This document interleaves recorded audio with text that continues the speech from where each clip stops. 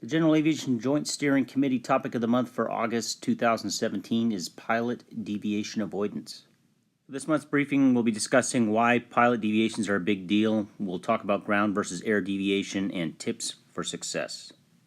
Pilot deviations really are a big deal principally due to their potential for collision. In fact, the greatest loss of life in a single airplane accident was a result of a runway incursion.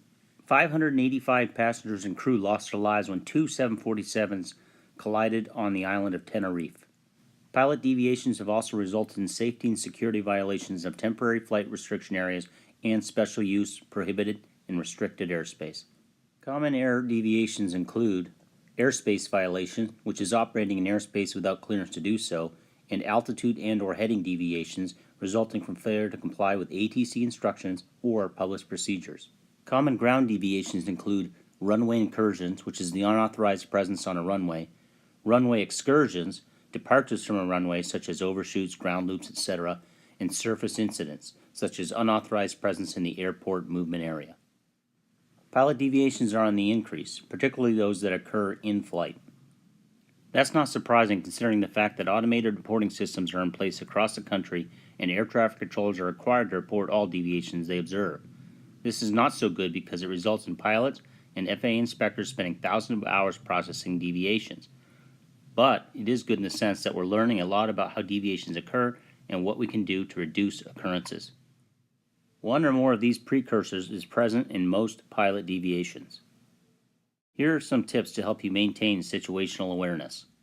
Plan your flight, even if you make the same flight every week, reviewing your routing, altitude, and the procedures you expect to fly.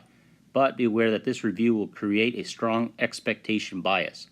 You must carefully consider any ATC, weather, or self-generated changes to your plan carefully. Make sure you understand the new plan before you agree to fly it. Track your progress. It's essential to know where you are, and GPS navigation equipment and mapping applications make this easier than ever. There is one downside though. Many pilots have used GPS guidance to fly too close to the airspace they're not cleared to enter. Air traffic radar can show you in a slightly different position than your GPS. This problem will get better as we equip with ADS-B technology, but for now, give yourself some room and fly at least a mile outside airspace you're not cleared to enter. In some ways, situational awareness is more challenging to maintain on the ground, especially at night. Here's an interesting photograph from Honolulu International Airport in Hawaii. It looks as if the hold line has been painted incorrectly, but it's a result of an increased runway safety area dimension at an airport that was designed before the current runway safety standards were adopted. We're trained to clear the runway expeditiously after landing, and we're used to seeing hold lines that will allow us to do that. Imagine what you'd do if you hadn't planned your taxi route, noted the unusual proximity of runways, and expected something unusual. Tips for maintaining situational awareness on the ground include: plan your taxi route and confirm your taxi clearance before moving. Reference a taxi chart and/or moving map while taxiing. Don't run checklists or accept non-essential distractions while taxiing. When studying airport diagrams, be sure to note hotspots. These are places on the airport with high potential for runway incursions. When operating in these areas, it's advised to keep your head up and be looking for any potential traffic. Miscommunication has been a problem since human beings began to speak, and wars have been fought because of it.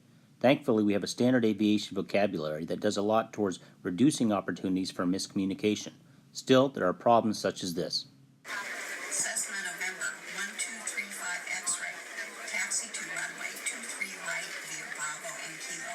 Hold short of runway 30 at Kilo. 35 X-ray, roger. Cessna November 1235 X-ray. I need you to read back your taxi clearance. 35 X-ray, roger. Say again all that after taxi to 23. Standard phraseology works best if both parties use it.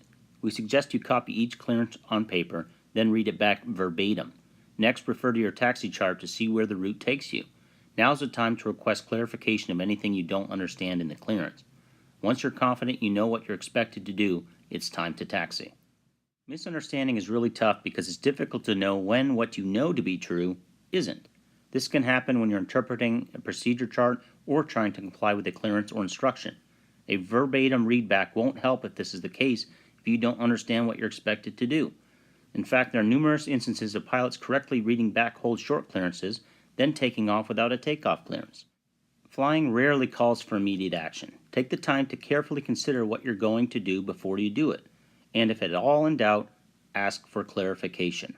That brings us back to Tenerife, where one 747 took off without clearance while another 747 was crossing the runway.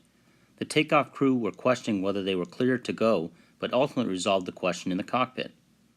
How much different would it have turned out if they had confirmed their takeoff plans with the tower before advancing the throttles? If you have any question about today's video, please feel free to make comments in the Facebook feed below or in the YouTube's comments section. Thanks for watching today's video, and be sure to follow along with us on our YouTube channel with Main Flying and also our Facebook page on Main Flying.